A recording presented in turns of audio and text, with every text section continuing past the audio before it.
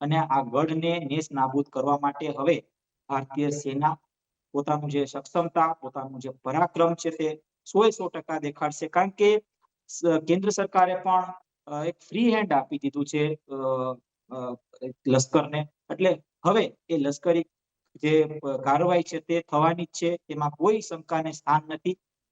ચોક્કસથી જે પ્રકારની ઘટના અવારનવાર થઈ છે, એટલે કે અવારનવાર ભારત ક્યાંક ને ક્યાંક એક શાંત દેશ છે આ પ્રકારની વાત સ્વીકારી અવારનવાર આતંકી હુમલાઓ કરવામાં આવ્યા છે. 26/11 નો હુમલો હોય, અક્ષરધામનો હુમલો હોય, કે પછી પાર્લિયામેન્ટ ઉપર હુમલો હોય, કે પછી અત્યારે પહેલગામ હોય, પુલવામા હોય, આ બધા જેટલા હુમલાઓ કરવામાં આવ્યા છે, આ હુમલામાં એક વળતો પ્રહાર, એટલે કે ભારત જે વળતો પ્રહાર કર્યો, અને આ વખતનો જે વળતો પ્રહાર છે તે ખૂબ જ એક કહી શકાય કે પરાક્રમ સાથેનો જે વળતો પ્રહાર છે. અને આ જ વળતો પ્રહારને લઈને પાકિસ્તાન પણ અત્યારે ક્યાંક ને ક્યાંક ભયભીત છે. કારણ કે પાકિસ્તાનનું જે સૈન્યનું જે સક્ષમતા હોવી જોઈએ એ સક્ષમતા ક્યાંક ને ક્યાંક નથી દેખાઈ રહી. એમની પાસે જે ડિફેન્સ સિસ્ટમ છે તે ખરા અર્થમાં એક હાથી ઘોડાનો ફરક દેખાઈ રહ્યો છે. એ પણ સ્પષ્ટપણે દેખાઈ રહ્યું છે. કારણ કે તેમની પાસે જે આર્મ ફોર્सेस છે તે જે ચાઇનાની પ્રોડક્ટ કહી શકાય કે અત્યારે જ કહી શકાય, મારા મિત્ર સાથે હું વાત કરતો તો આ પ્રકારની અને વાત ક્યાંક ને ક્યાંક કરી. એ હું આપને કહેવા માંગુ છું કે જે ફટાકડા ફોડતા હોય એ પ્રકારની આખી તેમની જે ડિફેન્સ સિસ્ટમ એ પ્રકારની છે પાકિસ્તાનની. એટલે કે ભારત પાસે જે શૌર્ય છે, જે ડિફેન્સ સિસ્ટમ છે, જે જે આર્મ્સ છે, જે વેપન્સ છે, એ ક્યાંક ને ક્યાંક જોતા પાકિસ્તાન તેમાં નબળો સાબિત થાય. પણ દુશ્મનને નબળો ન કહી શકાય, પણ ક્યાંક ને ક્યાંક હાલ અત્યારે ભારત પણ અત્યારે પોતાનું જે શૌર્ય છે તે દેખાડી રહ્યું છે. અને ખાસ તો આતંકવાદને નેસ્ત નાબૂદ કરવાની વાત છે. આ પહેલા પણ અનેક વખત પાકિસ્તાન દ્વારા અનેક વખત જે પોતાના જે પ્રયાસો છે તે થઈ ચુક્યા છે. અને અનેક વખત ભારતે પણ ઘણા પોતાના જે જવાનો છે તે ગુમાવ્યા છે. સરહદી વિસ્તાર હોય કે પછી મુંબઈ ઉપર જયારે હુમલા થયા હોય ત્યારે પણ આ જ પ્રકારની આતંકીનો એક ગઢ, એટલે આતંકને પાળી પોષીને મોટા કરીને તેઓ ભારતમાં મોકલે છે. એટલે કે આ જે ગતિવિધિ છે તે ભારત હવે બંધ કરવા માંગે છે. અને તેના જ કારણે હવે આ જરૂરી છે. યુદ્ધ એ જ કલ્યાણ. જી જી ધ્રુવ, આપ અમારી સાથે જોડાયેલા રહેશો તો અત્યારે જ પ્રકારે વિગતો મળી રહી છે. વિદેશ મંત્રી જણાવી રહ્યા છે ભારત બધું જ સંયમથી કામ કરી રહ્યું છે. ભારત બહુ જ સંયમથી કામ કરી રહ્યું છે. પાકિસ્તાનને તેની જ ભાષામાં જવાબ આપીશું. અત્યાર સુધી સંયમ રાખ્યો, પરંતુ હવે નહીં રાખે. હવે પાકિસ્તાનને સળસળતો જવાબ આપીશું. તો જમ્મુમાં બ્લેકઆઉટ પૂર્ણ થયું છે. ભારતે પાકિસ્તાન એક પાયલટને જીવતો પકડ્યો છે. વિદેશ મંત્રી કહી રહ્યા છે કે ભારતે બહુ સંયમથી કામ કર્યું, પરંતુ પાકિસ્તાને તેની ભાષામાં જવાબ આપવો પણ જરૂરી છે. અત્યાર સુધી સંયમ રાખ્યો છે, હવે નહીં રાખે.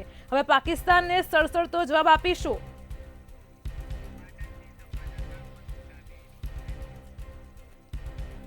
આપણી સાથે સંવાદદાતા પાટણથી મનુ ડાભી ફોન લાઈન પર જોડાઈ ગયા છે. જી મનુ, જે પ્રકારે હુમલાઓ થઈ રહ્યા છે, ગોળીબાર થઈ રહ્યા છે, પાકિસ્તાન જે પ્રકારે હાલ અત્યારે હુમલાઓ કરી રહ્યું છે, ગુજરાતના સરહદી વિસ્તારોમાં હાઈ એલર્ટ છે, પાટણમાં પણ એલર્ટ છે, બ્લેકઆઉટ છે, શું છે વધુ વિગત?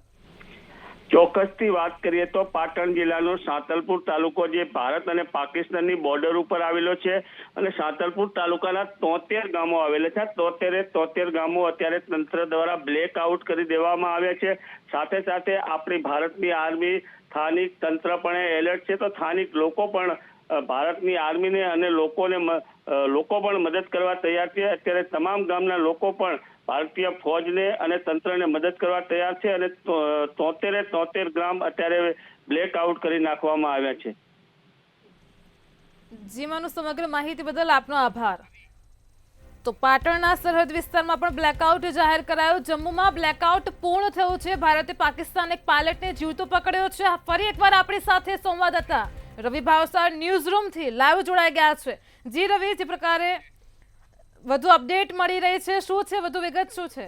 બિલકુલ જી, ખૂબ જ મોટા સમાચાર છે તે સામે આવી રહ્યા છે કે ભારતીય સેનાનું જે નિવેદન છે તે સામે આવ્યું છે કે ભારતીય સેના સંપૂર્ણ રીતે તૈયાર છે પાકિસ્તાનને નિસ્વો નાબૂદ કરવા માટે. હાલમાં તો જો વાત કરવામાં આવે તો પાકિસ્તાન ક્યાંક ને ક્યાંક ગભરાઈ ગયું હોય, બોખલાઈ ગયું હોય તેવું સ્પષ્ટપણે લાગી રહ્યું છે. સમગ્ર પાકિસ્તાનની અંદર જે બ્લેકઆઉટ છે તે બ્લેકઆઉટ કરવામાં આવ્યું છે. ક્યાંક ને ક્યાંક પાકિસ્તાન છે તે ભારતીય હવાઈ હુમલાના કારણે જે ડરી ગયું હોય તેવું સ્પષ્ટ લાગી રહ્યું છે. હિરલ, જે પ્રમાણે પાકિસ્તાન ગભરાઈ ગયું છે, શું કહેશો?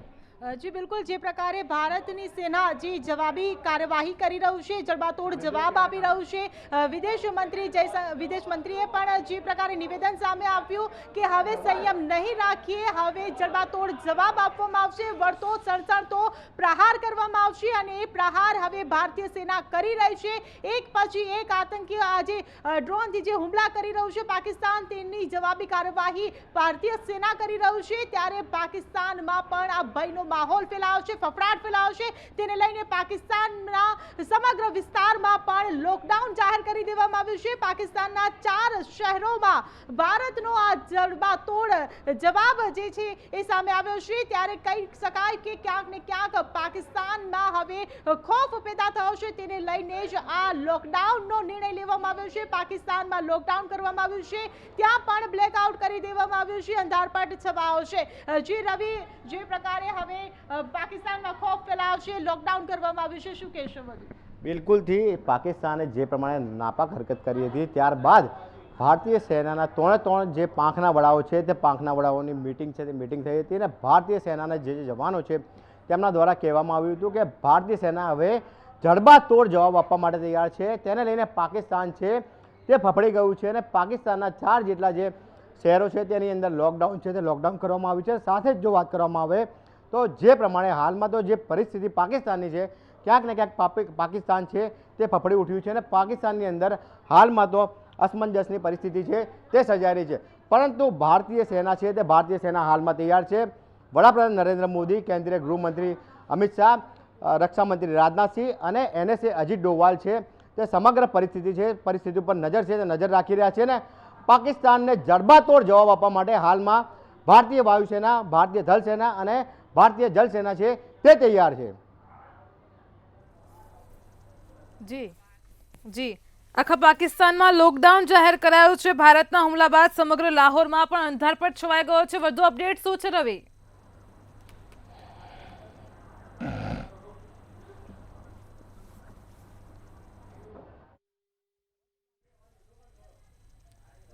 જમ્મુમાં બ્લેકઆઉટ પૂર્ણ થયું છે. વધુ અપડેટ મળી છે. આખા પાકિસ્તાનમાં લોકડાઉન જાહેર છે. પાકિસ્તાનના 4 શહેરોમાં ભારતે જડબાતોડ જવાબ આપ્યો છે. લાહોર, ઇસ્લામાબાદ, કરાચી, સિયાલકોટમાં ભારતે હવાઈ હુમલો કર્યો છે. ભારતના હુમલા બાદ સમગ્ર લાહોરમાં અંધારપટ છવાઈ ગયો છે. ફરી આપણી સાથે સહયોગી હિરલ જોડાઈ ગયા છે. હિરલ, સમાચાર મળી રહ્યા છે કેન્દ્રીય ગૃહમંત્રી અમિત શાહે પણ BSFના DG સાથે વાતચીત કરી છે આંતરિક અને દેશની સુરક્ષાના સંદર્ભે. અમિત શાહે વાતચીત કરી છે, શું છે વધુ અપડેટ? જી બિલકુલ, જે પ્રકારે આ હુમલા સામે આવી રહ્યા છે તેને લઈને પણ હવે ભારતની સેના સતત ને સતત કડક કાર્યવાહી કરી રહ્યું છે. ઉચ્ચ સ્તરીય હાઈ લેવલની બેઠકો બોલાવવામાં આવી રહી છે. વડાપ્રધાનની અધ્યક્ષતામાં પણ બેઠક બોલાવવામાં આવી છે. ત્યારે હવે ગુજરાત પર પણ આજે હુમલાનું સંકટ તોડાઈ રહ્યું છે. ગુજરાતમાં પણ આશંકા છે કે અહીંયા પણ હુમલા થઈ શકે છે. તેને લઈને સરહદી વિસ્તારોને પણ એલર્ટ કરી દેવામાં આવ્યા છે. તમામ જે દરિયાકાંઠાના જે વિસ્તારો છે ત્યાં પણ એલર્ટ કરી દેવામાં આવ્યું છે. ત્યારે ગુજરાતમાં પણ જો આ હુમલા થાય તો તેને પહોંચી વળવા માટે પણ ઉચ્ચ લેવલની બેઠકો બોલાવવામાં આવી રહી છે. ત્યારે અમિત શાહ, જે કેન્દ્રીય ગૃહમંત્રી છે, અમિત શાહે પણ એક બેઠક બોલાવી છે. BSFના DG સાથે પણ તેમણે વાત કરી છે. વધુ આ જે કાર્યવાહી કરવામાં આવી રહી છે, વધુ શું જડબાતોડ જવાબ આપી શકાય તેને લઈને ચર્ચા કરવામાં આવી છે. તમામ પરિસ્થિતિનો તાગ અમિત શાહ ભારતીય સેના પાસેથી પણ મેળવી રહ્યા છે અને BSFના DG સાથે પણ તેઓ સતત સંપર્કમાં છે. વડાપ્રધાન મોદી પણ સતત ને સતત સંપર્કમાં રહી રહ્યા છે. તમામ જે હુમલા થઈ રહ્યા છે તેની પર નજર રાખી રહ્યા છે. તમામ સૂચનાઓ આપી રહ્યા છે. તમામ ગુજરાત પર ભારતના તમામ શહેરોમાં સતર્કતા રાખવા માટેની અપીલ કરી છે અને તમામ વહીવટી તંત્રને પણ આદેશ આપી દેવામાં આવ્યા છે કે જે પણ હુમલા થાય છે તેને પહોંચી વળવા માટેની જે પણ તૈયારી છે તે તૈયારી કરવાના આદેશ આપી દેવામાં આવ્યા છે. આંતરિક અને દેશની સુરક્ષા સુરક્ષાના સંદર્ભે અમિત શાહે પણ બીએસએફના ડીજી સાથે વાત કરી છે, ત્યારે ચોક્કસથી જે પ્રકારે વિદેશ મંત્રીનું પણ નિવેદન સામે આવ્યું કે હવે સણસણતો જવાબ આપવામાં આવશે, કારણ કે અત્યાર સુધી ભારતે સંયમ રાખ્યો હતો. સૌથી પહેલો જ્યારે પાકિસ્તાને પહલગામમાં જે આતંકી હુમલો કર્યો અને 26 લોકો જે ભારતીય પર્યટકો માર્યા ગયા, તેમ છતાં પણ ભારતે સંયમ રાખ્યો અને એક પછી એક જે કડક પગલાં લીધા, તેમ છતાં પાકિસ્તાન સુધર્યું નહીં અને સરહદ પર સતત ને સતત ગોળીબાર કરવાનું તેને ચાલુ રાખ્યો, પોતાની અવળચંડાઈ બતાવી. ત્યારે ભારતનો હવે સંયમ તૂટ્યો છે. ભારતે અત્યાર સુધી જે સંયમ રાખ્યો, હવે સંયમ ભારત નહીં રાખે. ભારત હવે જડબાતોડ કાર્યવાહી કરશે અને આ જે યુદ્ધનો જે બ્યુગલ પાકિસ્તાન ફૂંકી રહ્યું છે, તેને હવે યુદ્ધનો ભડકાર સમજીને હવે પાકિસ્તાનને વળતો જવાબ ભારતની સેના આપશે. ભારતની ત્રણેય પાંખની સેના હવે સજ્જ છે આ યુદ્ધને પહોંચી વળવા માટે. એને લઈને જ આ કાર્યવાહી કરવામાં આવી રહી છે. અત્યાર સુધી ભારત પર પાકિસ્તાને જેટલા પણ હુમલા કર્યા છે, એ તમામ હુમલાને નિષ્ફળ બનાવ્યા છે ભારતીય સેનાએ. ત્યારે ભારતની સેના પર દેશની જનતાને પણ ભરોસો છે, ભારત સરકારને ભરોસો છે. જે પ્રકારે પાકિસ્તાન બોખલાઈ ગયું છે, કેમ કે જે પ્રકારે જેટલા પણ હુમલા કરવામાં આવી રહ્યા છે, ભારત તેનો જડબાતોડ જવાબ આપી જ રહ્યું છે, તમામ પ્રયાસોને નિષ્ફળ બનાવી રહ્યું છે. એટલે પેલું કહેવાય ને કે ખાલી ચણો વાગે ઘણો.